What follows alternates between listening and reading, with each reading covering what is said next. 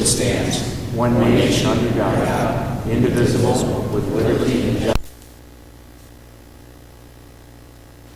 Silent reflection for our servicemen and women throughout the world, and also for all those who passed away in our community during the past week.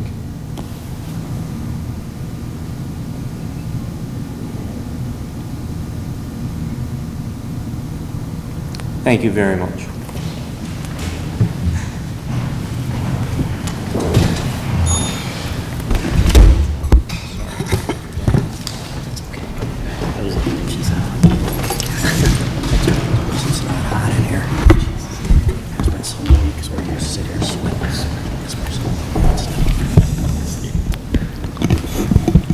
Roll call, please. Mr. Wexler? Here. Mr. Rogan? Here. Mr. Loscom? Here.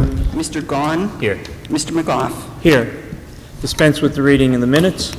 Third order, 3A, comparison of city funds distributed from the single tax office for the years 2013 and 2014. Are there any comments? If not, received and filed. Any clerk's notes? Nothing, Mr. McGough? Thank you, Mrs. Reed. Any council members have announcements at this time? Yes, I have one. Street Cat Scranton will be having 2 low-cost spay-neuter clinics. One will be held on July 29th at the Kaiser Valley Community Center, and previous to that, at Mrs. D's on Washington Avenue. Anyone who would like to make an appointment or has any questions can call 570-994-5846 or email epaaonline2009@gmail.com. And anyone who attends the July 16th clinic at Mrs. D's, please be sure to check out their food. They have some delicious food over there. Thank you. Anyone else?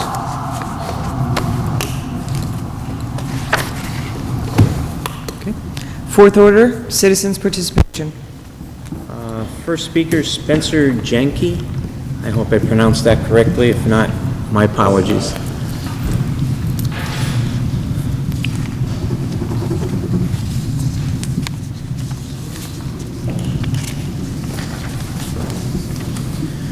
How you doing, members of the council? My name is Spencer Yonke from the 900 block of Prescott Avenue. First, I'd like to thank the DPW for clearing up the obstruction of the stop sign on the corner of Myrtle and Jefferson. First 3 weeks I lived in the Hill. Not gonna lie, I honestly did not know there was a stop sign there. But the problem I have to bring up here is we have a problem with the internet, not only here in the city of Scranton, but also across the United States as a whole. As some may know, we're locked into 2 companies, both Verizon and Comcast. We also have Frontier, which is they use Verizon lines, so I'm just going to use Verizon there. And they have a non-compete clause with the city, Comcast does. My problem there is that we have bigger and better companies that can bring internet to the city of Scranton at lower costs, faster speeds. But because of Comcast's no compete clause, we cannot get these companies in. So I would like to more or less bring up a solution that we start building our own fiber optic network here in the city, so that not so much that we have another tax on individuals, but they have the option whether or not to use the big companies like your Verizons and Comcasts, or we can use our own fiber optic network where we can bring in our own revenue and supply faster, more, just better internet service to the citizens of Scranton. So within the next few weeks, I'd like to keep bringing up the issue. My recommendation would be that if, and I assume you are serious in this venture, Yes, sir. that you contact the IT department in the city of Scranton with Okay. your ideas. I'm a neo-Luddite. Technology is pretty foreign to me. So you could speak all you wanted about fiber optic networks and so on, and honestly, it would not be meaningless, but certainly I would not understand it as well as the IT department for the city. Okay.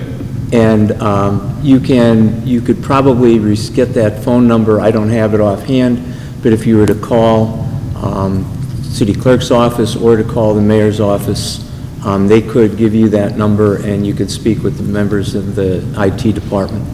Okay. All right. And while I still have a minute here, I'd like to ask members of council here, whose idea was it to go on a vacation during the month of August? Whose idea? Yes. It's actually in the Home Rule Charter. And the Home Rule Charter was adopted in, what, 1980-something? I believe it says council may recess. Well, but it's been something that's in the Home Rule Charter, and it's been something that's been done on a regular basis. All right. But why have you decided to recess while we're hundreds of millions of dollars in debt?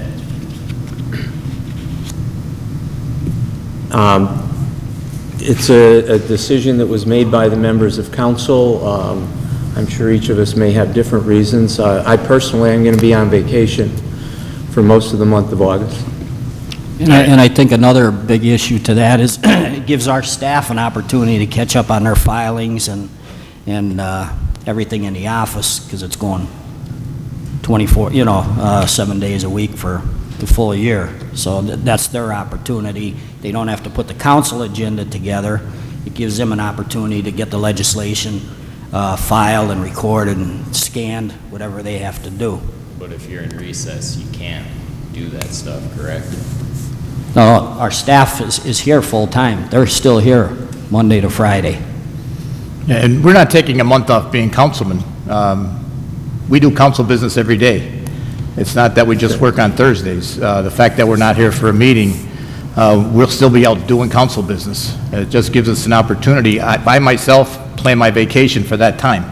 I'm here every other Thursday during the course of the year. If something comes up, we can reschedule a meeting. It just gives us a little bit of flexibility for our own personal lives, which we do have, even though we're still on council. I would just say, and everyone in the room knows how I feel about this issue.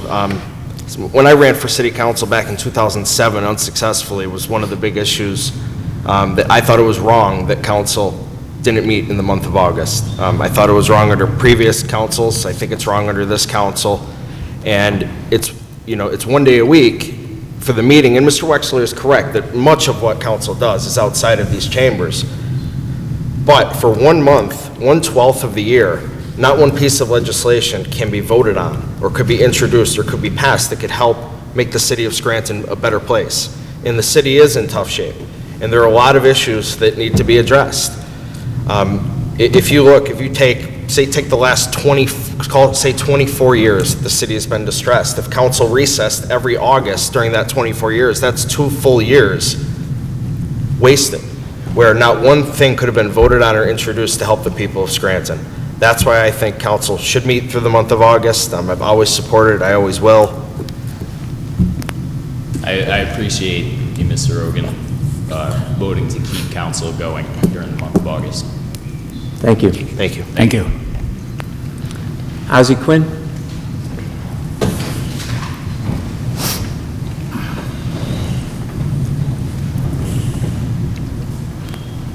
Good afternoon.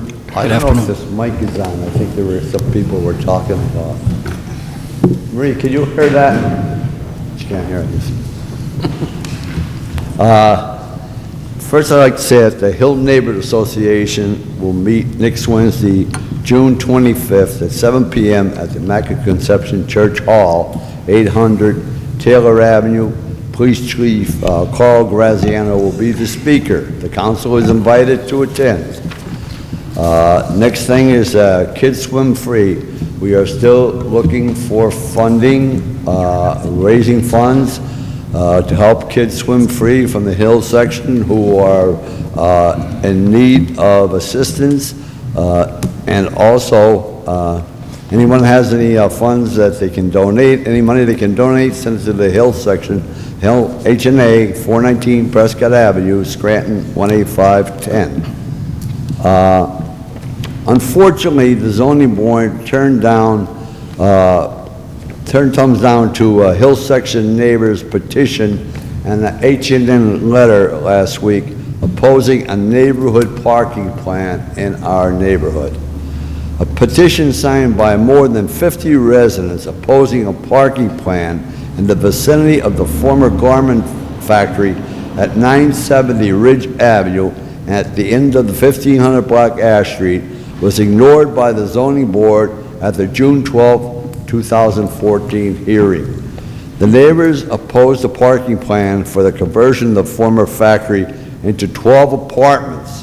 The developer, who is an absentee landlord, proposes to convert the factory into an apartment, has an insidious parking plan for 18 cars, which will ingress and egress at the dog leg at both the end of the 900 block of Ridge Avenue and the end of the top of the 1600 block of Ash Street. If anybody is ever up there at Penn Security Bank, where you get on the hill towards Hiles, there's a dog leg. They plan to come out on the Ash Street side there, okay? The parking plan for the tenants' cars is located on a vacant, irregular-shaped lot where a house was demolished. Also, H&A wrote a letter to the zoning board for the zoning board supporting the neighbors. However, the board would not allow the neighbors to read the letter at the zoning hearing. It was a slap in the face to the membership of the H&A and the neighbors. The board voted to approve the parking plan 3-2. A variance is a permitted violation of a zoning ordinance. That's what a variance is. In order to have a variance approved, the variance must meet 5 criteria. The H&A and the petitioners believe that two of the 5 criteria have not been met as written in the Pennsylvania Municipal Planning Code as follows: that such unnecessary hardship has not been created by the applicant. We feel the applicant/developer was aware that a variance to parking would be required for the construction of a multi-unit dwelling structure. Therefore, the applicant developer inflicted a hardship upon himself. 2, that the variance will not, after the essential character of the neighbor, will not meet the essential character of the neighbor or district in which the property is located, now substantially or permanently impair the appropriate use of development adjacent property, nor be determined to be to the public welfare. We feel that it's going to have a big impact on the public welfare in that area. Mr. Okay? Quinn, did Yeah. you bring these concerns up at the zoning meeting?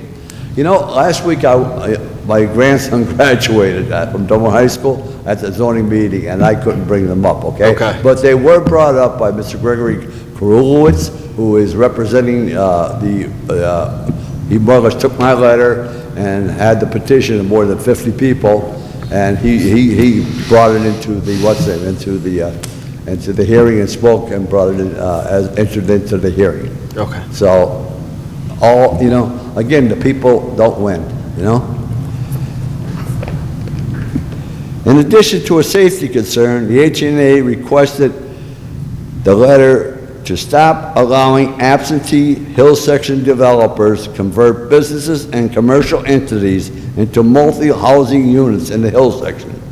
The H&A have addressed for the past years the blight and drug-related episodes emanated from converted structures.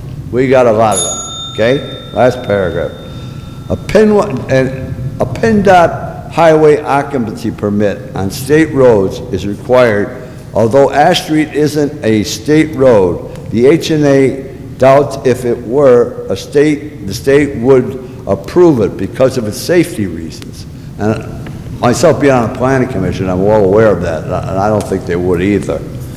The H&A and the more than 50 petitioners request Mr. Gaunton and the city engineer, John Poches, to meet with the HNA and petitioner representatives on site to see for themselves that a variance should have and not been approved by the zoning board. I would appreciate if you could meet with us, Mr. Gaunton, and ask Mr. Poches, where we can show you this dog leg. It's going to be the ingress and egress, 18 parking lots on that. It's unbelievable, you know, how it was approved. Can't understand beyond my comprehension how that was approved.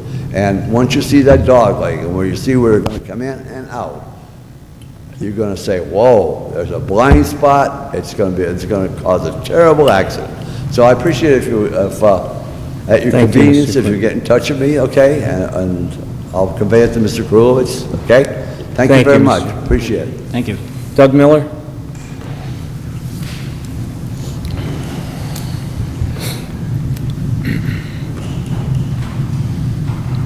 Good evening, Doug Miller, Scranton. Just like to respond to some of the statements I made last week. I understand, wasn't here for motions, but I understand that some of my statements were rebutted during motions by Mr. Loscom in terms of my characterization, as I was quoted in the newspaper, of saying we are raiding the workers' comp fund.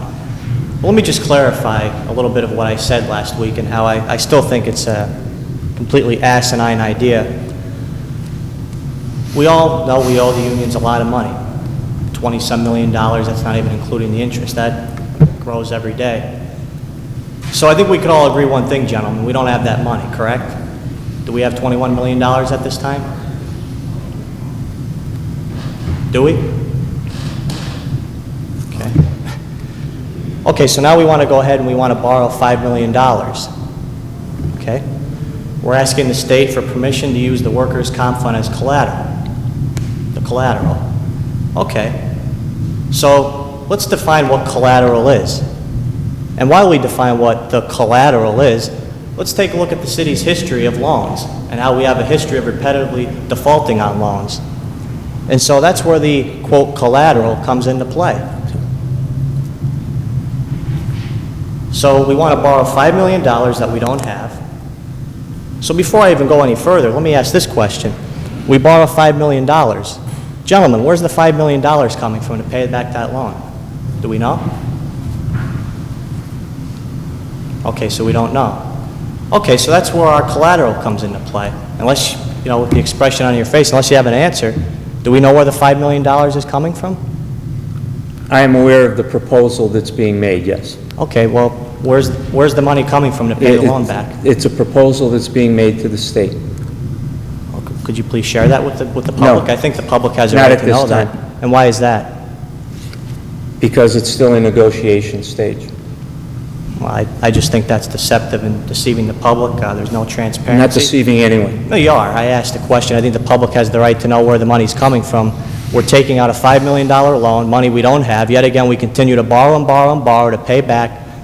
And it's just the repetitive effect that gets us nowhere. And you know darn well we're going to default on the loan because we have a history of it.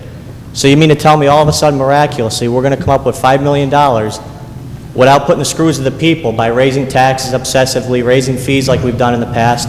So, you know, you could snicker. I mean, that's fine. I really understand how you are as an individual. So you could roll your eyes all you want at me. I really, doesn't affect me. I understand you have a lack of professionalism, so I'm going to shy away from that. I know it's comical, Mr. McGough, and believe me, it's just as comical to me, too, coming here and addressing you every week. But believe me, I don't do it for you. I just feel that the public should know how we're paying this loan back, and I think they should know that. Quite frankly, when it comes to the collateral, yeah, in a sense, we are looting the collateral. We are tapping into the workman's comp fund, and I just think it's a real troubling thing. And so you could twist my words all you want, but because the city has a history of defaulting on loans, you know darn well that when it comes time to pay the piper, they want their money. And how are they going to get it? They're going to reach into that collateral, which is the workman's comp fund. And that's why it's a completely ludicrous thing to do.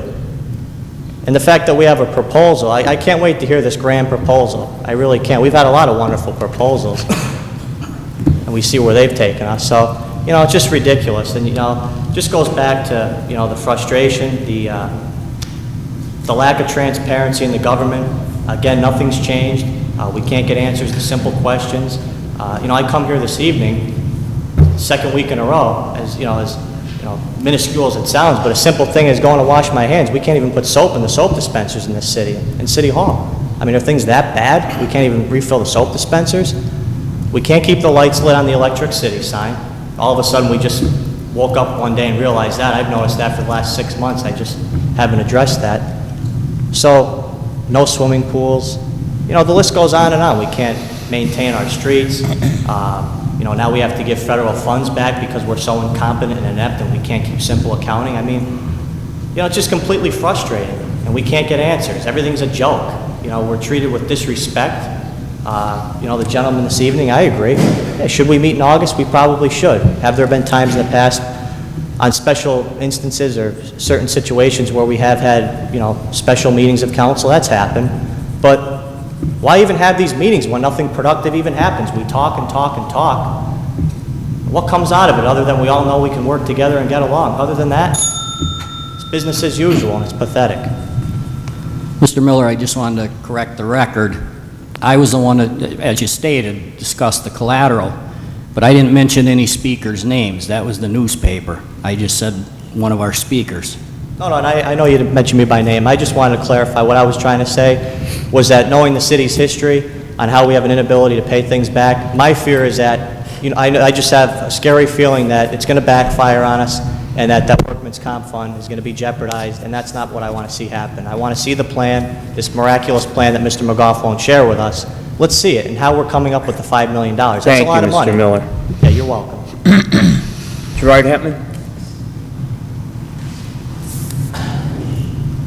Good evening, Council. Good evening. Gerard Hetman from Lackawanna County's Community Relations Department. Good to see you as always. To begin this evening, we'd just like to discuss some details on a popular program that comes up each year at this time, one that we receive many questions on. In cooperation with the Pennsylvania Department of Agriculture, the Lackawanna County Area Agency on Aging will be distributing farmers market nutritional program vouchers beginning later this month at each of the senior centers located within Lackawanna County. This is a program that provides eligible seniors with up to 4 vouchers valued at $5 each to be redeemed for the purchase of fresh fruits and produce at local farmers markets in Lackawanna County. In order for seniors to qualify, they must be Lackawanna County residents, 60 years of age or older, and must meet certain income-specific guidelines. Those being their household income for the year must not exceed $21,590 for a one-person household, $29,101 for a two-person household, or $36,612 for a three-person household. Seniors must also present proof of address, such as driver's license or utility bill, as well as proof of age, such as a driver's license or a birth certificate, when redeeming their vouchers. Now, each senior center in Lackawanna County does have a specific day of when seniors can go and redeem the vouchers, and they can go to any senior center in Lackawanna County. So a Scranton resident doesn't have to necessarily go to their neighborhood senior center. They can go anywhere. But the dates of the distribution, and all of these distribution dates begin at 9 a.m. on the day specified for the senior centers in Scranton. The Westside Senior Center will have their day on Monday, June 30th, the Downtown Senior Center on Wednesday, July 2nd, the Southside Senior Center on Monday, July 14th, and the Jewish Community Center on Wednesday, July 16th. Again, residents can come beginning at 9 a.m. They just need to bring proof of their residency in Lackawanna County and also proof of their age to redeem the vouchers. If residents cannot come in person, they can appoint a proxy to come and pick up the vouchers for them, but that person does need to notify the Area Agency on Aging in advance of the pickup date. For more information on the program in general, on how to appoint a proxy, or any other questions, seniors and their relatives can contact the Lackawanna County Area Agency on Aging, 570-963-6740. It's 570-963-6740. Also, the Penn State Extension Master Gardener Program in Lackawanna County will conduct an open house at the Plow and Hearth at the Shops at Montage on Saturday, June 28th from noon to 3 p.m. There'll be various demonstrations, exhibitions, and giveaways relating to gardening, landscaping, and all forms of horticulture that the Master Gardeners practice and enjoy. For more information on the program, call 570-963-6842 or email lackawanna.mg@psu.edu. And lastly, the 2014 Lackawanna County 3-on-3 basketball tournament is set for August 1st through the 3rd on the first 2 blocks of Wyoming Avenue, 100 and 200 blocks. It'll be the 3rd straight year that this tournament is held in downtown Scranton, and we received great feedback on this from participants, residents, and business owners downtown in that area. The cost of registration is $90 per team, or $75 if registration is complete before July 1st.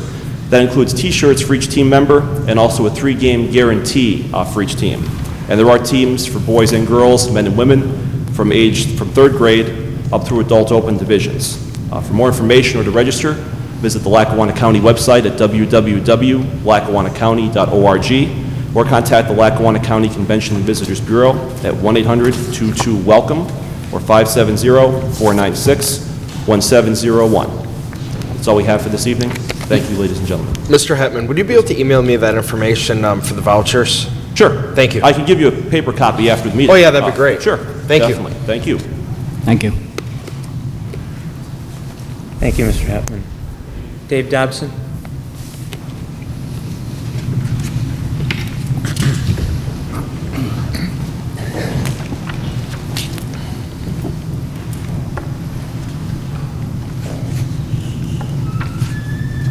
Good evening, Council. Dave Dobson, resident. Good evening. And all taxes and fees paid.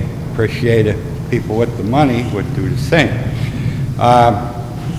Also, I'd like to mention on that issue that if we have people that are unable to pay and qualify for reverse mortgages and so forth, I think the city should adopt a program to help steer these people sooner than have them wind up in a tax upset sale and some shyster grabs their house out from under them for a couple $100 or a couple $1,000. We really need to look into this, and I'd like to see some activity on it, and then possibly you people won't be up against it so much for money.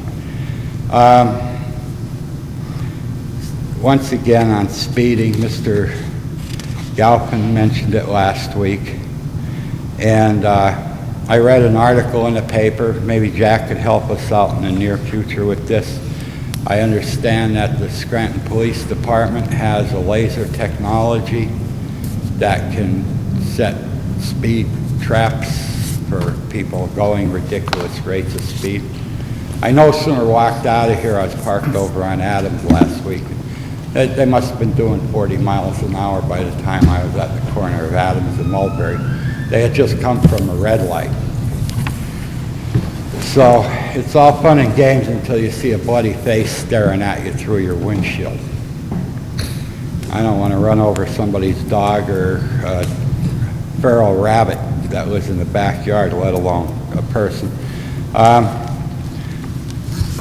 Also on those vacant lots, I'd appreciate some activity with them. Maybe we could get Mr. Koljeski in here and get some better justice, because at the current situation, if you buy a vacant lot that's not even developable, you're probably going to pay for it every 5 or 6 years once over again, and that's if you pay the going rate.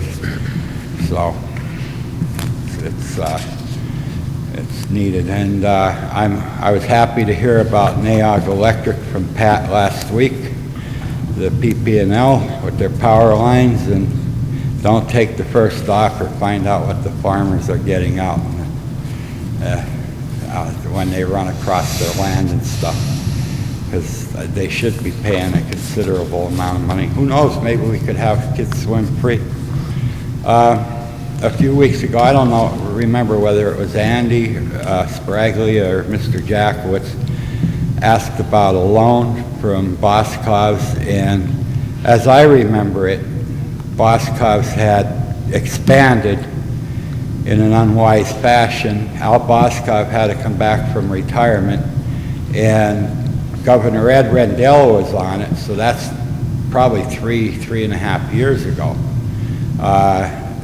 Boscov was loaned $2 million from the city to get his financial house in order, and that may be where the loan was, the loan that was being asked about that nobody seemed to remember. I remember seeing Mayor Doherty on television, and he said, "What do you want me to do if I don't grant this money? It's a good chance that the mall will be closed within 6 months." So even Ed Rendell, and I think they got about 20 million from the state or something like that to refinance their shops and decide what they wanted to keep and close. On Comcast, it was brought up again, and in Europe, that triple play Xfinity type deal is regulated, and it's like $35, $40 a month. And here we take a little pittance of money as a percentage or whatever, and my bill is $176 a month. I pay more for internet and phone service and television, and the cheaper channels are the ones that I don't watch. I watch all the documentaries, so if I want them, I have to pay $80 a month instead of 20 or 21. And it's just ridiculous how much money they charge. Once again, also, I just wanted to mention quick, grills. If you're grilling with charcoal, don't start a fire. Put it out after it's no longer attended. And you can actually save the charcoal and dry it in the sun. And don't forget, call your congressman, tell him no more trade tax. Bok. Higher wages means more taxes coming in, so it is a local issue. Thank you and have a good night. Don't forget the bok button. Thank you. Anyone else who wishes to address council?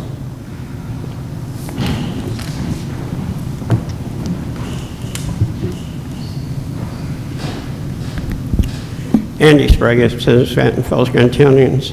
Good evening. Well, I disagree with Mr. Rogan. I'd like to see you take 6 months off. To me, the best government is the least government. But let's get on with something in here. Let's go down to your B, under your motions. You got a little thing in there. Why are you exempting educational parking? Your thing here, it's education. You want me to read it for you? I just didn't hear you. I'm sorry. Yeah, educational parking. You're exempting it from your B under motions. Why? If the university or anyone else is charging for parking, why aren't we getting our fair cut of it? Why are you exempting it?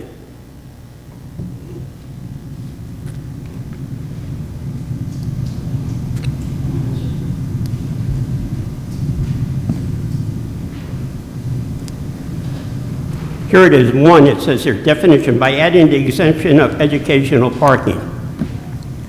I assume that's university, they don't want to pay, they're suing, and we don't want to fight, or somebody got something to do with the university.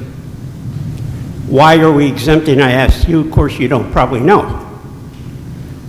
My assumption is, that, as you said, that because of the lawsuit, it's been difficult to enforce, so that... I hope it's that, or I hope somebody isn't getting the cut or the action that the city should be getting. Okay, let's go down to something else. Let's go into your legislation there for your parking. Please explain to me what you mean by non-parking. You have metered parking and non-metered parking.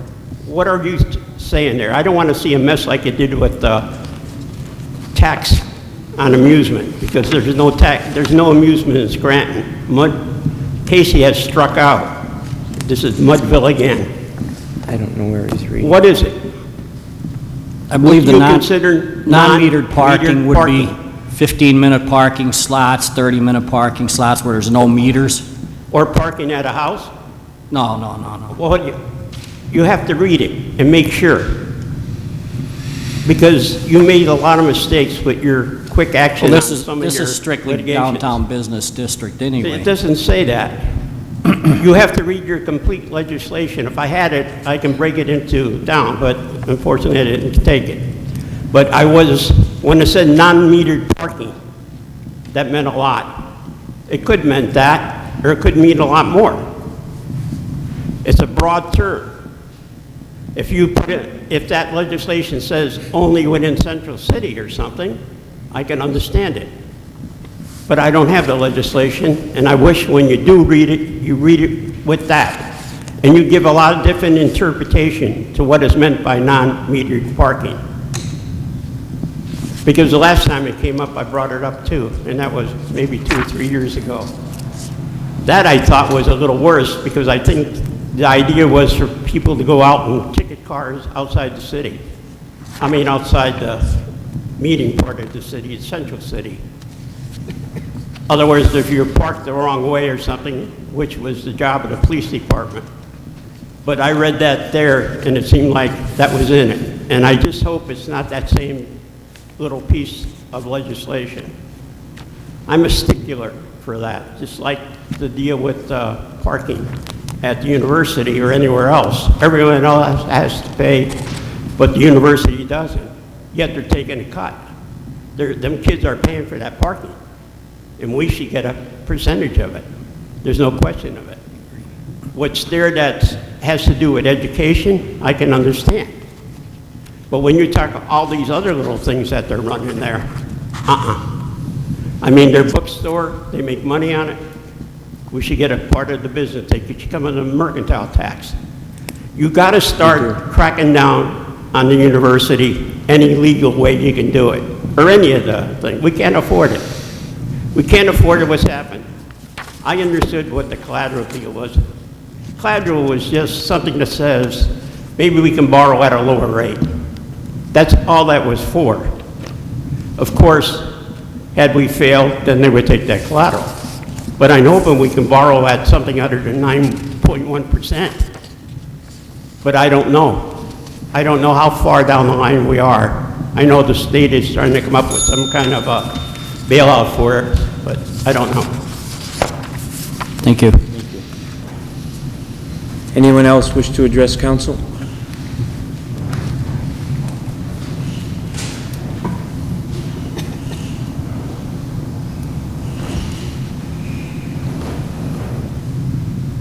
Good evening, Council. Marie Schumacher, city resident and taxpayer.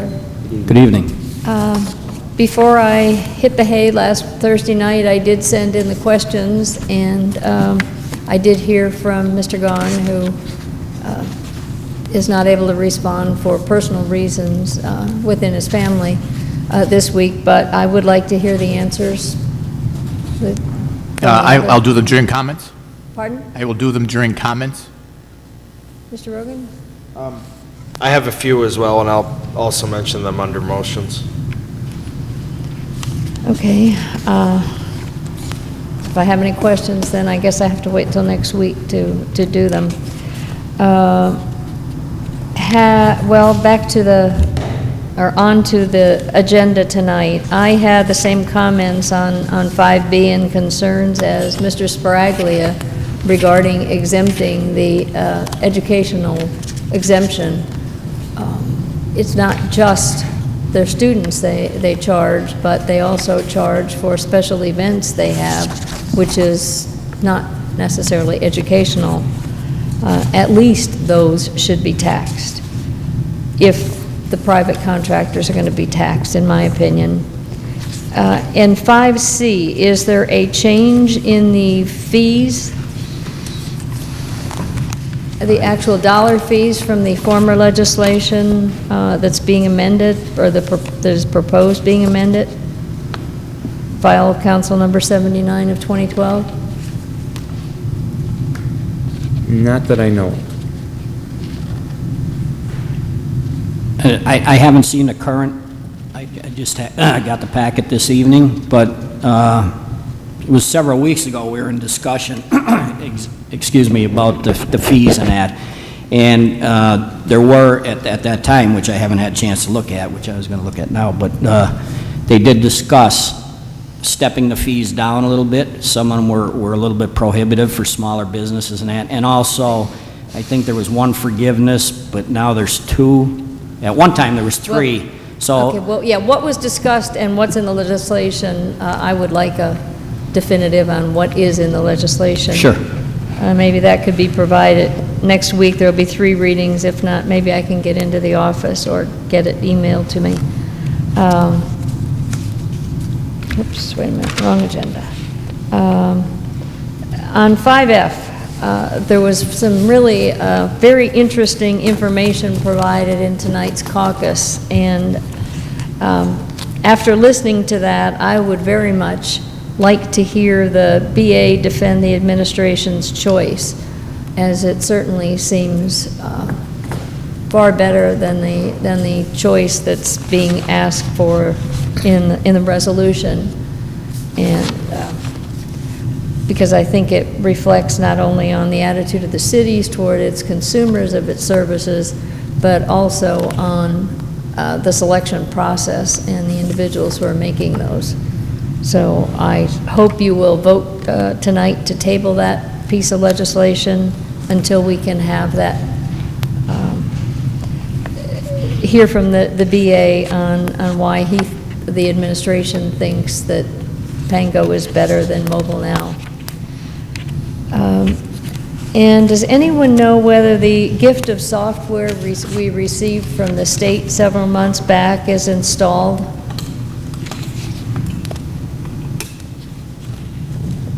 Or when it will be? Okay, another letter. And anything more on Mr. Amoroso? The days of his contract are winding down. Do we know if that's going to be extended, or if there's going to be, with the format of the report, since it was a private entity that the contract was issued by, will that be the ownership of the Chamber of Commerce, or will the public be privy to that? I don't know that I have an answer to your specific question. Okay. I do know that Mr. Amoroso has, we are not negotiating, but trying to find a date when Mr. Amoroso can make a presentation to council. There were a couple of dates mentioned. Some of them we were unable to be here.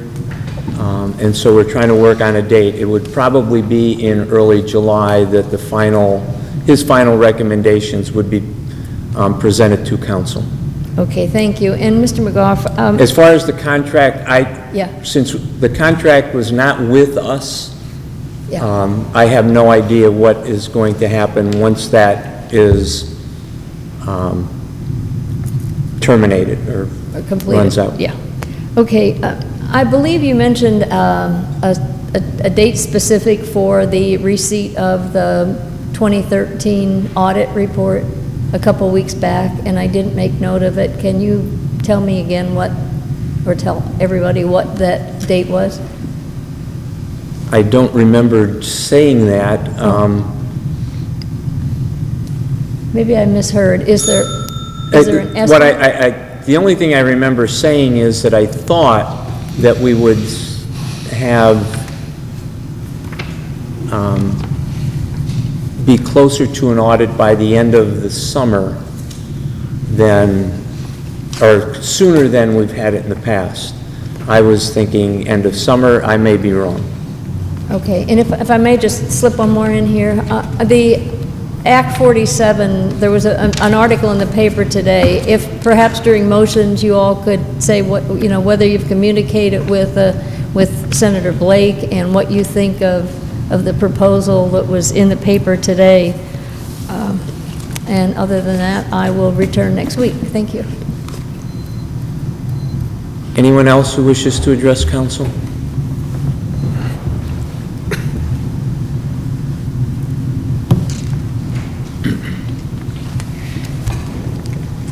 Fifth order, 5A, motions. Maybe before we go to individual motions, maybe as a response to Ms. Schumacher's question about the Act 47 proposals made by Senator Blake and others to council. I'll respond that I know that the administration was hoping and has been lobbying with Senator Blake to have the LST increased. And that I would say that would become an integral part of any financial arrangements moving forward. The administration and I personally would be in full support of those amendments made by Senator Blake. I think it would go a long way to helping the city move from the distressed status that we are in towards a recovery. That's my own feeling. I feel, anyone else feel to weigh or wants to weigh in at this time? Please. Yeah, I've been speaking to Senator Blake about this since last year as well, and it was one of the things that he thought that he could help us with in the city. I think it's another option for our city to increase some revenues, and I also think it's something that is, as was said in the paper today, it's a uniform and fair tax, and it does not have the stigma of the commuter tax. This is something that's already on the books. Although it is an increase, there is something that people are familiar with this tax and know what it goes for. So I was very happy to hear that Senator Blake is being successful in this effort, and I hope that it comes to pass. I would just comment twofold. As far as Act 47 reforms go, anything that is passed through the state is just an option for the city. So personally, I would welcome a broad group of reforms that could give the city more options and more tools to get out of distressed status. Specifically on what was mentioned in the paper, obviously nobody ever wants to raise any taxes, and me more so than others is always against raising taxes whenever I can be. But the one thing I do like about this fee is it's not going on the backs of the senior citizens and the homeowners once again. It would be paid for by people like me who are still working. That is one thing that I do like about that tax over others. But I think the thing that Senator Blake could really do to help, which he hasn't, is to sign on to Senate Bill 76, which would eliminate property tax for the school portion of your bill. That would help the city of Scranton and the residents of Scranton more than any Act 47 reform that can be passed. But specifically on the reforms, hopefully it will be a broad package that passes, and then at the end of the day, the decisions will be left to the mayor and to city council to decide what to adopt and what not to adopt, just like Mr. Amoroso's report. It will just be a recommendation. It won't be anything that has to be adopted. So that's how I feel about it. Anyone else? Thank you. Mr. Wexler? Thank you, Mr. McGough. In regards to the questions that were asked last week, I do have some answers and some I'm still waiting for. One of the questions was the number of trash bills that were mailed in 2014 compared to 2013. In 2013, there were 20,713 garbage bills mailed. In 2014, there was 20,479. According to Treasurer Wayne Beck, the list has been scrubbed of some empty properties and some properties that have been demolished, so that's why the number has decreased. Another question was the number of bills at the end of May that were paid in full compared to 2013 and 2014. In 2013, there were 12,525 bills either partially paid or fully paid. The reporting system right now does not distinguish between full and partial payments, so that's something that we're going to hope to get into next year. In 2014, the total paid to date was 10,709. I think that reflects on a couple different things, that the bills were made a little later, and we did increase the forgiveness time people have to pay the bill. The question in regards to landfill costs, that's something that I'm still getting an answer with, working with Mr. Balzoni. Parking meter revenue received from January through May, 13 and 14. In 2013, the city received $364,468. And in 2014 to date, we have received $467,541. In regards to the number of businesses paying mercantile tax, the 2013 total was 2,635. Right now, it's anticipated that amount of payers should remain about the same. That office also is going through an upgrading in computer system, and when we asked this question, the exact data was not available. In regards to a year-end forecast, I cannot say that there'll be a specific year-end forecast available by the end of July. We are always going through the numbers, comparing actuals to projected, and that's something that we're doing, and we'll continue to do that and report at it as we can. If there is a report, that will have to come from the Business Administrator's Office. It will not come from City Council. Okay. This week I attended a few neighborhood meetings. I attended the Bull's Head Neighborhood Association meeting the other night. They raised some concerns about some damage that's being done to the top of the levee system by quad riders. They're up and down the bank and eroding the bank. This is something that we have to be careful about because the city is required to maintain those levees. We are audited by the Corps of Engineers, and we must have it all in acceptable shape to continue them being certified and also to have them help us out. So I would ask that every effort be made by the Scranton Police. I know the quads are hard to pursue, and actually you're not allowed to pursue them, but I understand that the quad riders can be cited if they are filling up at gas stations and don't have the proper permits on their vehicles, so I would hope that was something that the police department could also do as well. Last night I attended the South Scranton Crime Watch meeting, and we talk about things for kids to do in the summer. This group, along with United Neighborhood Centers, is running some free events at Connors Park. They're going to have something every day, almost every day during the week. On Tuesdays, it will be art in the park, which is at 12:30. And on Wednesdays, they will have reading and other activities at the park. They'll also have some special bike safety days and kids' nutritional education.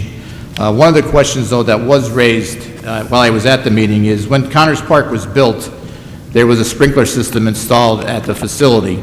And due to the fact that some of the remnants of the former foundation of the building that were there, the sprinkler system was not allowed to be submerged below the frost level. So right now some of that is damaged. The way the water system works there is you can't turn water on without turning it on for the whole sprinkler system. So the group is requesting that the city come over and just do a repair that would turn off the water entering into the sprinkler system and allow the users of the park, especially during this program, that they could have some water at the facility because they have some events that will require water. And one other thing I'd like to mention, one of the speakers said tonight, talking about the developers of some projects. The developer of the Hill Neighborhood Project is not an absentee landlord. The developer of this project has done several projects throughout the city. That night at the zoning board, he had a presentation where doing another project at Marshall School. This developer has done projects throughout the city, and I think we do him a disservice calling him an absentee landlord because he's not. He lives in the city, his business is in the city, and you can disagree or agree with the project, but I don't think calling him an absentee landlord does him any service. Thank you, Mr. McGough. Mr. Rogan? Yes, first a couple responses to issues that were brought up. Our office has been in contact with Mr. Koljeski regarding the vacant lots throughout the city and trying to set up, talk to him about possibly setting up either a land bank or a different program to make it easier for neighbors to buy vacant lots next to them so they could use it to improve their land, put in gardens, pools, driveways, etc. So that's something I think all of us on council are looking forward to. And because they're so prevalent throughout the city, and we could get those properties back on the tax rolls and get them so they're working for the people in the neighborhoods. Next, just in response to a few other items. I believe Mr. Koljeski is coming to caucus next week? Yep, Yeah. next Thursday. Okay, just so. Regarding a couple of the questions that were posed, Ms. Schumacher asked about, asked me about the OECD loans. I did speak to Attorney Hickey regarding those, specifically Alexander's. That's something we're going to continue to work on. And the status of the park, I'm still waiting on a reply, so I'll get back to you on that one. I'll also bring up, the zoning issues. I think our zoning board in the city, by and large, has done a great job being objective and trying to do what's right for the city as a whole and for neighborhoods. At times, it may not always be the popular thing to do, but as Mr. Wexler mentioned, both of these projects are being done by a very reputable developer.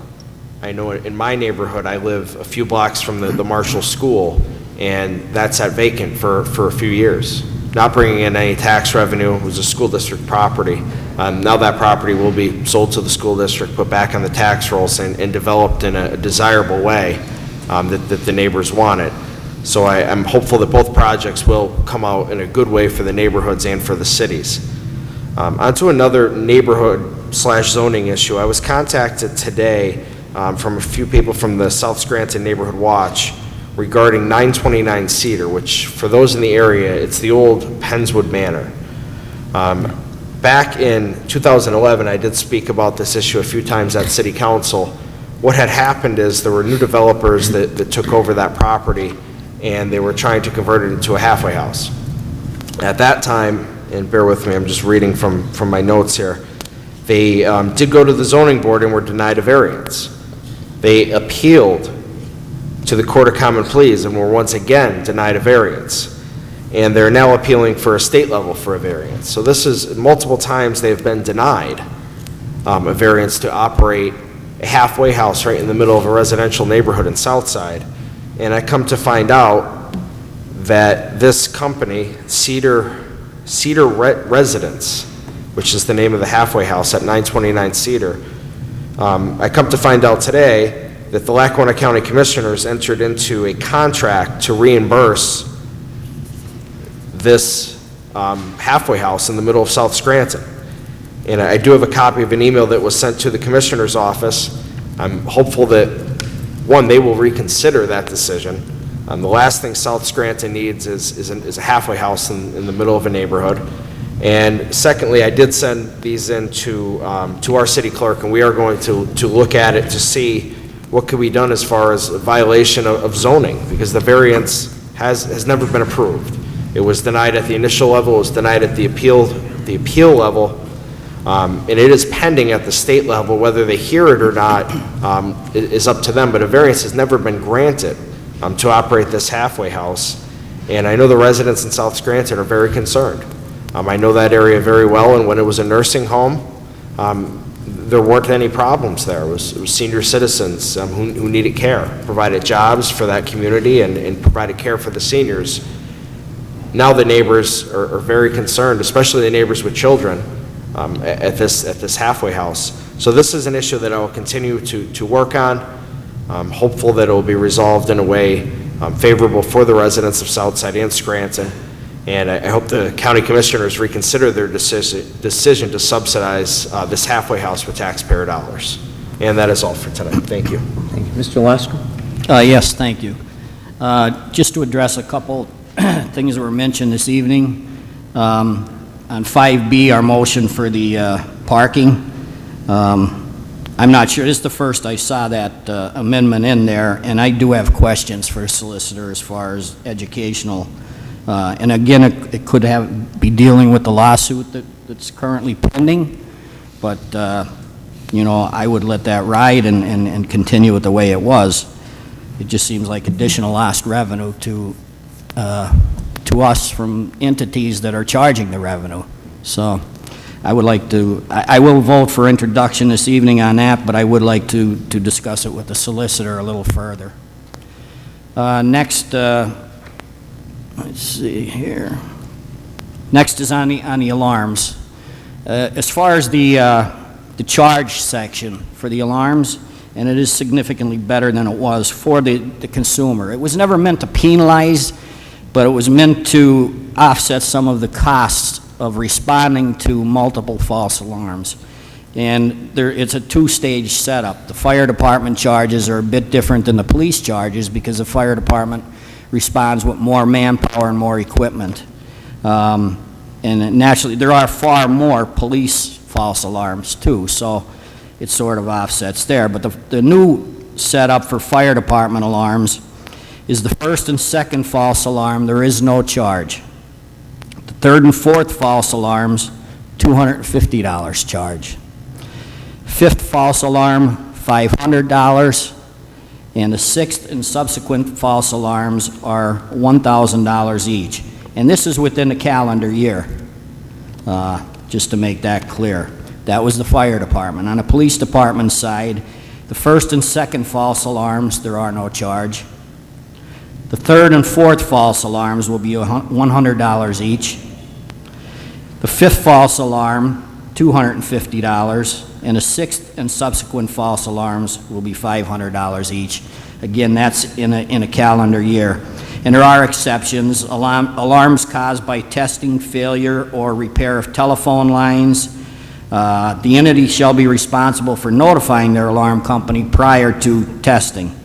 But sometimes that's not possible, but you know, the administration will work with that. An alarm caused by an act of God, such as earthquakes, floods, windstorm, thunder, or lightning. Those are exceptions. And there's one other I would like to discuss with the solicitor, because we had an incident just recently that I brought to his attention. It's a small business, and 3 times during the evening, it started at midnight, the police were called to their business, so they ended up getting a fine because it was a third call. But unfortunately, they weren't able to get a hold of their alarm provider. Every time they reset it, they go 2 hours later. It ended up to be a faulty alarm. So with the statement from the alarm company that you know, it was a malfunctioning alarm or whatever, I think we could work on something with that too. So we're not penalizing the small business, because in this case, he said that they couldn't even rob $500 worth of stuff from me. I might as well turn my alarm off. Well, this is not to do that either. You know, we want everybody to be safe, and we want everybody to use their alarm systems, and we understand there are circumstances, and the administration and police chief did work with this business on that, as they are with other businesses. But what has caused a problem is nuisance alarms, where, you know, they set alarms where they're easily accessible to children, or they have the same problem over and over.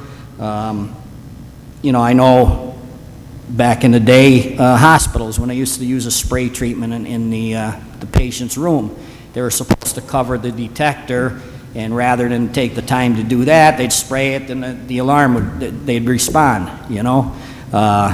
So there's a lot of little things that have to be ironed out here, but I think for the most part, they made it a little bit better, because there were some heavier fines on the old ordinance.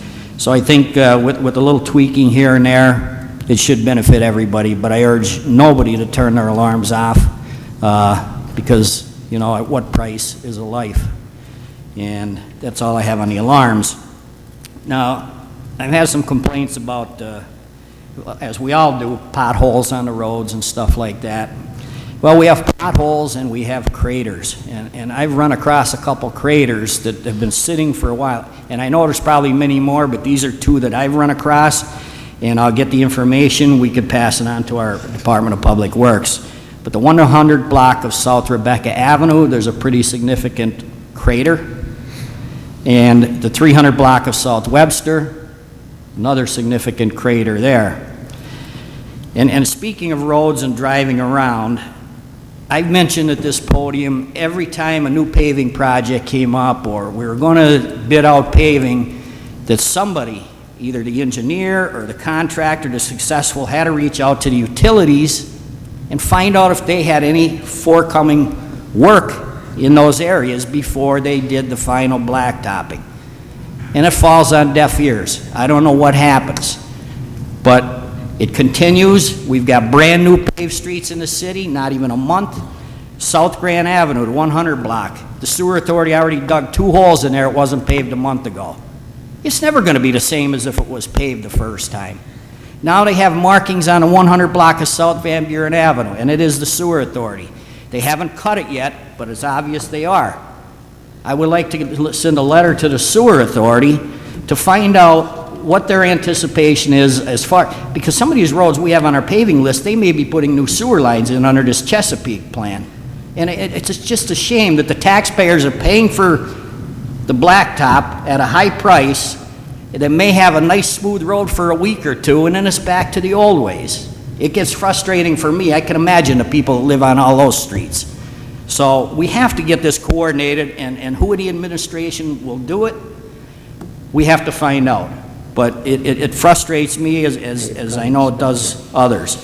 And also, I mean, on the 700 block of Prescott, I've noticed markings on the pavement there in a new pavement, and I'm sure it's all over. So before any more pave cuts are done on a new blacktop, I think a meeting between the utilities that are planning on doing it, they should have to repave the whole street.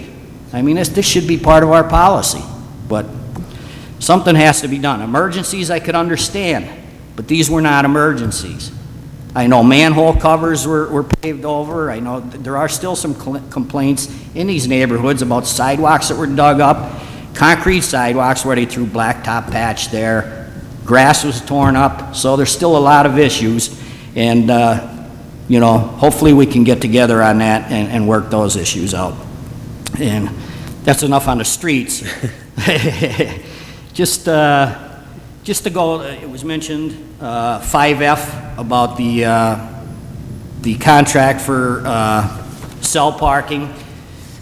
As one of our speakers mentioned, we did have a presentation from the other bidder prior to our meeting. It was a public caucus, and I welcome Pango to also appear and explain their things, and our business administrator. I have some questions, and you know, I look back at the history, and unfortunately, I've been involved in the parking issue here for some time, trying to get things done, and I'm one of the blame for the parking authority defaulting, and if I had to do it tomorrow, I would do it all over again, because we'd be paying a lot more today if we didn't put a stop to it. Naturally, there's still a lot of things that have to be straightened out there. But if you remember the history, under the past administration, we had central parking taking care of the garages. That's who the banks put in charge of them. And all of a sudden, a contract comes by us to give them the on-street setup. No discussion, no bidding, nothing like that. It was this council that pushed to have that bid out. And guess what? We got a lot better deal when it was bid out, and it ended up going to Republic Parking, who seems to be doing a great job. We have no complaints. We've heard no complaints about that, and the city is benefiting from it. Had we just accepted that other contract on their recommendation without questions, we'd be paying more, making less right now. So I think it's good to discuss some of these issues. With this Pango situation right now, Pango never came before City Council, that contract. It was never bid out. That contract was given out by the past administration without our knowledge or our approval or our vote. Is it a nice program? Certainly, for those who utilize it, they all say it's a great program. Nothing against it, but just the way it came into town and proceeded, and I think we're making the same mistakes now, because 4 bidders bid. Apparently the administration said 2 of them didn't have all the credentials, so it was narrowed down to 2, Pango and Mobile Now, I believe it was the people that spoke to us today. And you know, I had some questions because I had, again, researched all of this stuff for the past several years. New companies are coming on board, stuff like that. I had some questions. I discussed it with the people from Mobile Now, and tonight was the first time I actually met any of them. I haven't spoken to anybody from Pango or met with them. I hope to see them and that they can answer some of these questions. But I think there's a lot of things in their contract that end up costing the end user and not benefiting the citizens or the city as much as some of the things that were presented by the other contractor. You know, there's several issues not all of them were brought up this evening, and there may be more that are presented. But I just think a fair shake for everyone, not just carte blanche saying, yeah, he said it's okay. So we all question everything here. We should. And in this particular case, I'm questioning this approval, and you know, I don't think at this time all of my questions are answered, and I don't think at this time I could give a vote either way. And with that said, and I don't think I will, but I would like to ask for a motion to table this till we hear from the other entities, till we hear from our business administrator and our the Pango people. Is that a motion? Yes. I'll second. Thank you. Motion has been made to table, and I do not have the... Motion has been made to table 5F on the question. I stated during the caucus, and I don't have a problem with introducing it this week and tabling it next week or tabling it this week, but I do think there is some more discussion that needs to take place. Just for background, this was bid out, and it came down to two bidders, Pango and the other one, I believe, that was in today, Mobile Now. And on the face of it, it appears Pango is the lowest bidder.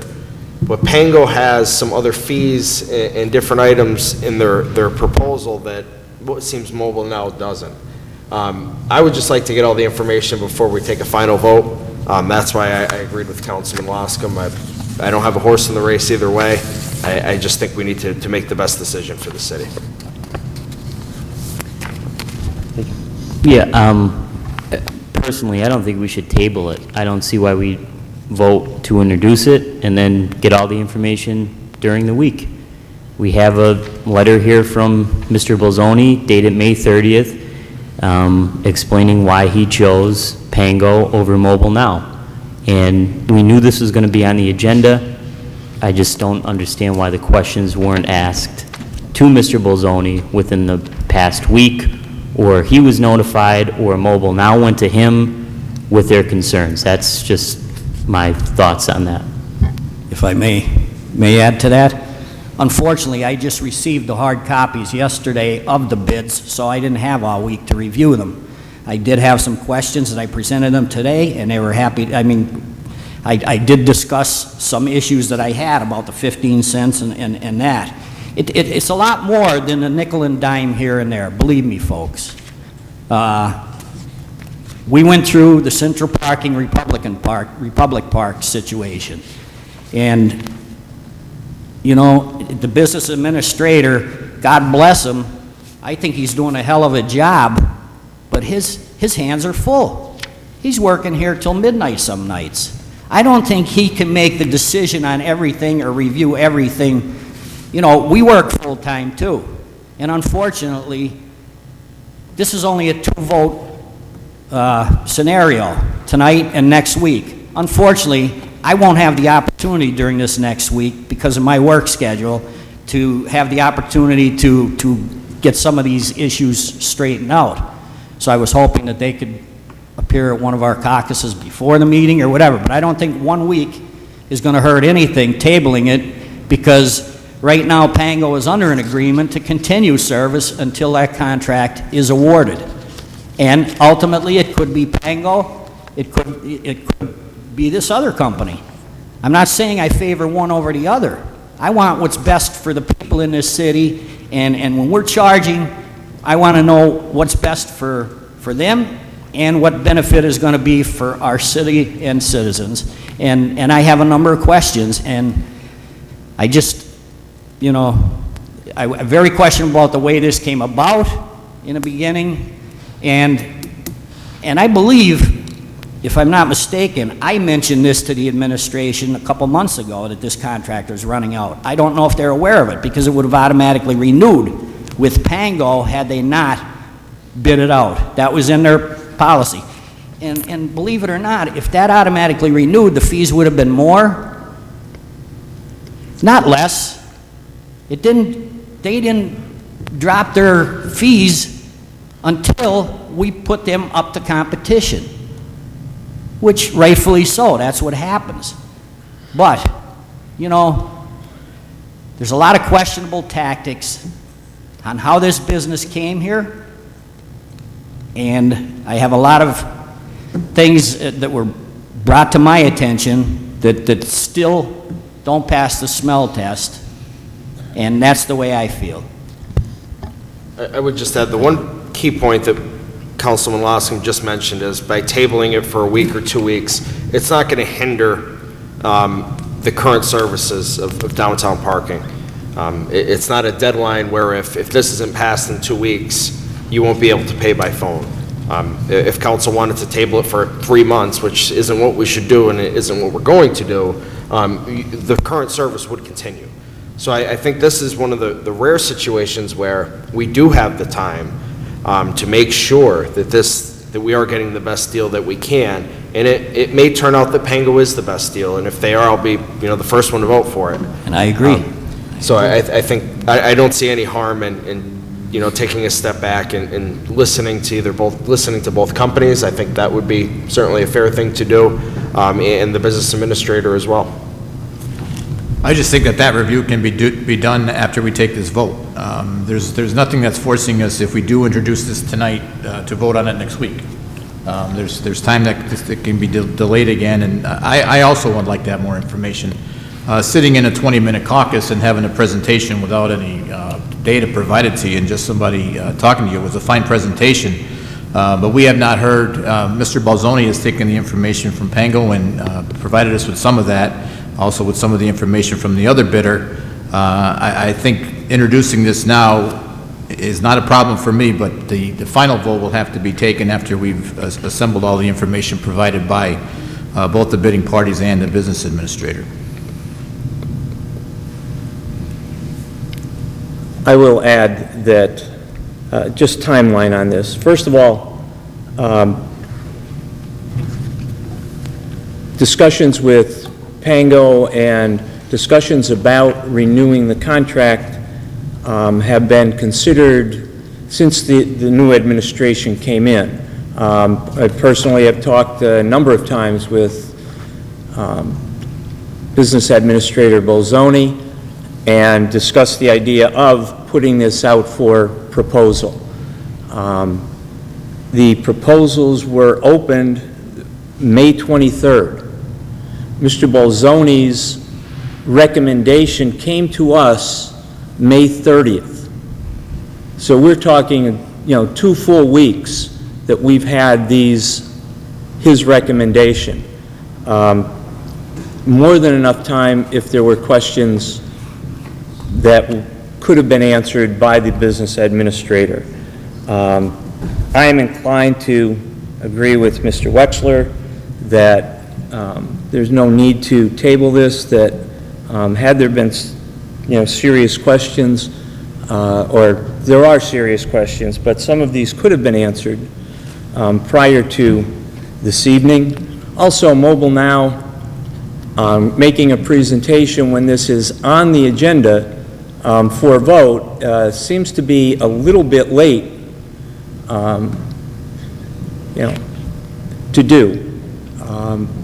But we will consider what they said, and I personally am in favor of voting on this evening.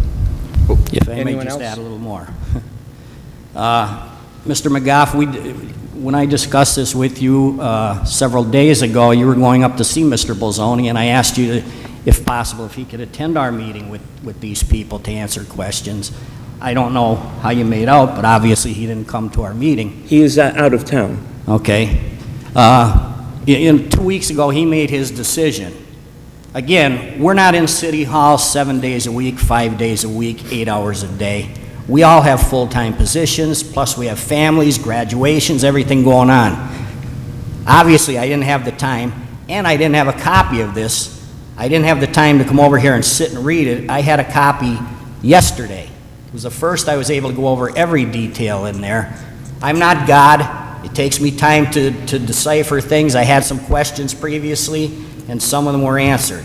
I have questions, that are concerning everyone here.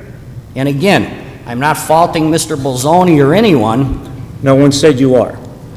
but I'm not going to always go by someone's opinion. He hasn't been involved in parking before, other than loaning the parking authority some money at one time, but that was it.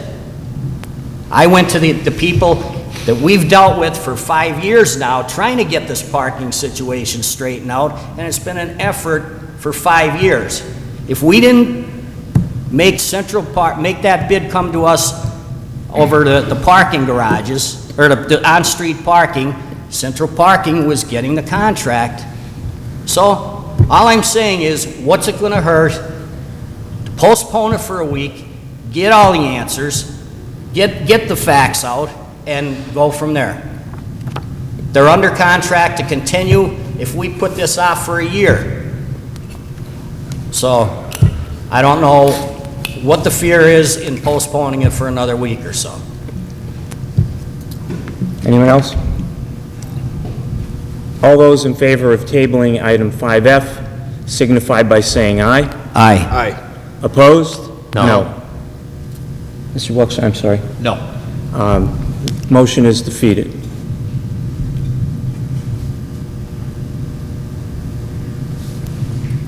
That's all I have. Thank you. Thank you. Mr. Golan? Yes, I just took issue and was a little astonished. I just want to make sure I heard you right, Mr. Loscom. When you said you would vote, when you voted to default on the bond for the parking authority, you said you would do that all over I again? certainly would. I certainly would. Just want to make sure that's on the record. It was on the because- record when I voted for Well, it. again, because in my opinion, and in the opinion of many people who have far more financial expertise than I do, that is one of the reasons that we are in the position that we are in. That is why we have no credit rating, because of that vote. We had no So- credit rating prior to that. That's No. an excuse. Gentlemen, please, that's not pertinent to tonight's... Well, I just wanted to make Agenda. sure. I was a little taken aback Thank by you. that I'll comment. repeat it. I would vote the same way again. Thank you. Okay. For the record.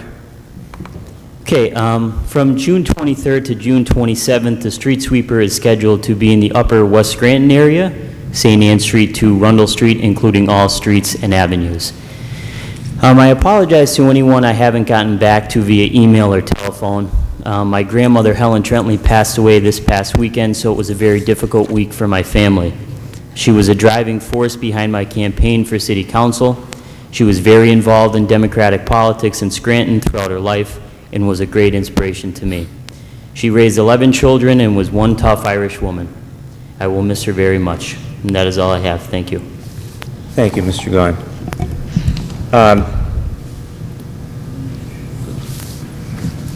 First, I'd like to comment on something that one of the speakers spoke or talked about, and that is the proposal that was made by the city to Bureau of Labor and Industry. The proposal that was made to the Bureau of Labor and Industry had to do with reducing I'll read from the proposal. The Department of Labor and Industry requires the city to maintain a minimum reserve funding level of 75% of total discounted liabilities. What the city proposed to them was to reduce that to 60%. We are currently funding above the 75% limit anyhow. They were asking if they would reduce that to 60%, which would free up approximately $5 million that would then be used as cash collateral for a loan to pay part of the arbitration award. These are ongoing negotiations with the lending institution and with the Bureau of Labor and Industry. There is no proposal to council of any kind. The city is waiting on a decision from Bureau of Labor and Industry. If they were to approve this reduction in the funding level, in the reserve funding, That money would then be put into a separate account to be used as collateral. It would not go into the general fund, it would not go anywhere else.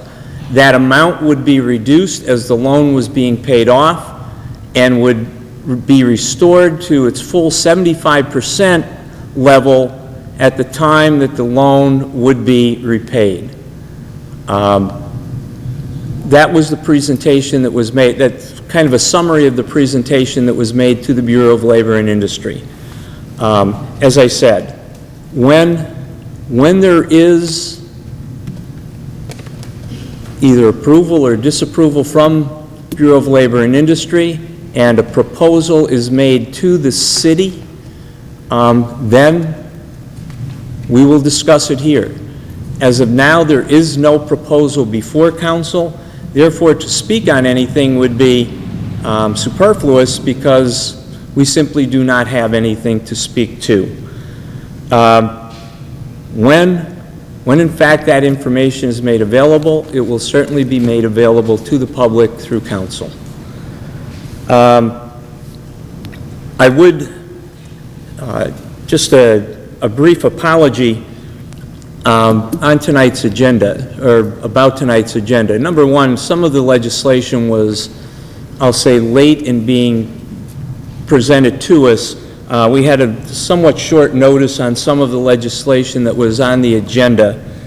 Also, usually questions that we may have about the different pieces of legislation are answered during our caucus.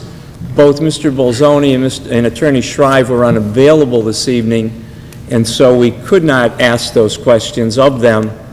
And also, there was a lengthy presentation during our caucus, which also prevented us from asking questions about the legislation or discussing it anyhow.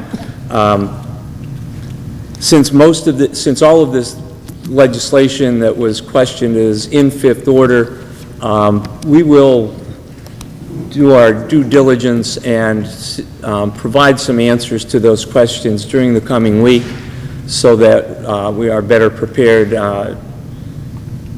for at the next meeting to deal with those pieces of legislation. And that's all I have for this evening. Thank you. Excuse me.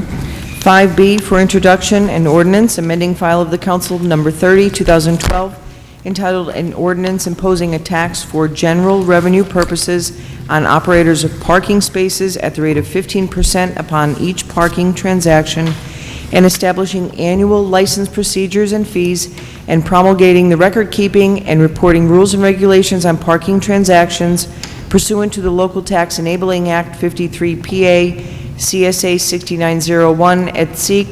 By amending Section 1 definitions by adding the exemption of educational parking, amending Section 3 annual license by changing the annual license at a fee of $1 per space to a flat fee of $50 per year, amending Section 5 return and payments by changing monthly to quarterly, and in addition to city, add or the city's designee, and amending Section 6 to add a designee to the overall management of the parking tax.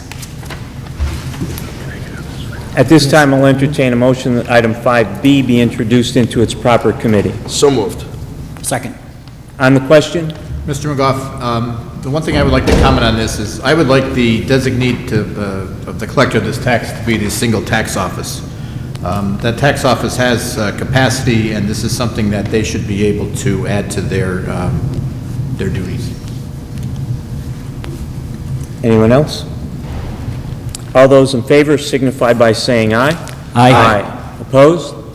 Ayes have it and so moved. 5C for introduction, an ordinance amending file of the council number 79, 2012, entitled An Ordinance Repealing All Prior Ordinances Regarding Fines to be Imposed for Police and Fire Departments' Responses to False Alarms in the City, establishing fines to be imposed for the activation of an alarm device which is determined to be a false alarm by the Police Department or Fire Department, authorizing the administration and enforcement of said fines, and prescribing penalties for violations of this ordinance by amending certain sections, eliminating a section, renumbering and adding a new section to provide for a graduated fee structure, and to increase collection and payment of said service charges, and to provide for an appeal process. At this time, I'll entertain a motion that item 5C be introduced into its proper committee. So moved. Second. On the question, all those in favor of introduction signify by saying aye. Aye. Opposed? Ayes have it and so moved. 5D for introduction and ordinance authorizing the mayor and other appropriate officials of the city of Scranton to enter into a lease agreement with West Scranton Little League for use of city-owned property for a one-year period commencing April 15, 2014 and ending April 14, 2015. Per Section 9 of the lease agreement, the Westside Falcons junior football team will enter into a third-party agreement with the West Scranton Little League for use of the Lackawanna Little League field for the months of July through November 2014, as specified in the lease agreement. At this time, I'll entertain a motion that item 5D be introduced into its proper committee. So moved. Second. On the question, I would like to comment that this lease agreement was one that was agreed to by the directorships of the interested parties. It was not something that was formulated by the city of Scranton. It was an agreement formulated by those directorships and agreed to by them, and now presented to us for a vote. All those in favor of introduction signify by saying aye. Aye. Opposed? Ayes have it and so moved. 5E for introduction and resolution, appointment of Sean McAndrew, 821 North Garfield Avenue, Scranton, Pennsylvania, 18504, as a member of the Scranton Municipal Recreation Authority. Mr. McAndrew will be replacing Colleen Gleason, who resigned June 10, 2014. Mr. McAndrew's term will expire on December 31, 2017. At this time, I'll entertain a motion that item 5E be introduced into its proper committee. So moved. Second. On the question, Yes, on the question, I would just like to congratulate Mr. McAndrew for his appointment. I know him very well. He's a neighbor of mine and a friend. I know he will do an excellent job as a member of the Recreation Authority. Even as soon as being appointed, he already reached out to me, and we're going to try to work together on some projects. So looking forward to having him on board. and his resume was submitted Correct. to council. All those in favor of introduction signify by saying aye. Aye. Opposed? Ayes have it and so moved. 5F for introduction of resolution authorizing the mayor and other appropriate city officials to execute and enter into a contract with Pango Mobile Parking, also known as Pango USA LLC, to provide metered and unmetered parking pay-by-cell services for the city of Scranton for the period of 4 years from June 1, 2014 through May 31, 2018. At this time, I'll entertain a motion that item 5F be introduced into its proper committee. So moved. Second. On the question, Yes, on the question, I did vote to table this, and I also did mention in the, during the caucus, I don't have a problem with introducing it. I would hope that if we don't have the answers to these questions, that it will be tabled next week, so we can have Mr. Bolzoni in at his convenience and having the representatives from Pango, and try to be sure that we're right and we have the best deal for the taxpayers and for the city. I agree, Mr. McGough. If we do not have the proper information, I will also vote to table this next week. and I will make every effort to have Mr. Bolzoni provide answers to the questions that were posed prior to our meeting. That was 5F. And all those in favor of introduction signify by saying aye. Aye. Opposed? No. Ayes have it and so moved. Sixth order, no business at this time.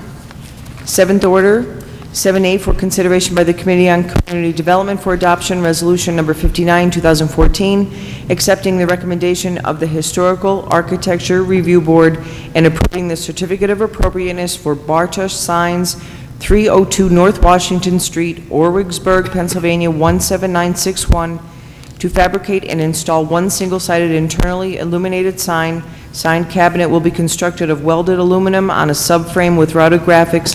Graphics will be constructed of plexiglass material. Internal illumination will be generated by high-output fluorescent tubes. Sign construction will be approximately 2 feet by 12 feet and will be mounted over the entrance of the unit at 532 Lackawanna Avenue, Scranton, Pennsylvania. What is the recommendation of the Chair for the Committee on Community Development? As Chair for the Committee on Community Development, I recommend final passage of item 7A. Is there a second? I'll second. On the question? Roll call, please. Mr. Wexler? Yes. Mr. Rogan? Yes. Mr. Loscom? Yes. Mr. Gahn? Yes. Mr. McGough? Yes. I hereby declare item 7A legally and lawfully adopted. 7B for consideration by the Committee on Public Works for adoption, Resolution Number 60, 2014, authorizing the mayor and other appropriate city officials to execute right of entry for construction agreements with property owners located surrounding the West Lackawanna Avenue Bridge, including Americo Real Estate Company, All Good Things Incorporated, Scranton Redevelopment Authority, and Irwin T. Coast for the purposes to conduct engineering, surveying, and inspection activities for visual inspection and to conduct testing of the condition of the concrete on the West Lackawanna Avenue Bridge. What is the recommendation of the Chair for the Committee on Public Works? As chairperson for the Committee on Public Works, I recommend final passage of item 7B. Second. On the question? Roll call, please. Mr. Wexler? Yes. Mr. Rogan? Yes. Mr. Loscom? Yes. Mr. Gahn? Yes. Mr. McGough? Yes. I hereby declare item 7B legally and lawfully adopted. There is no further business. Take a motion to adjourn. Motion to adjourn. Meeting is adjourned.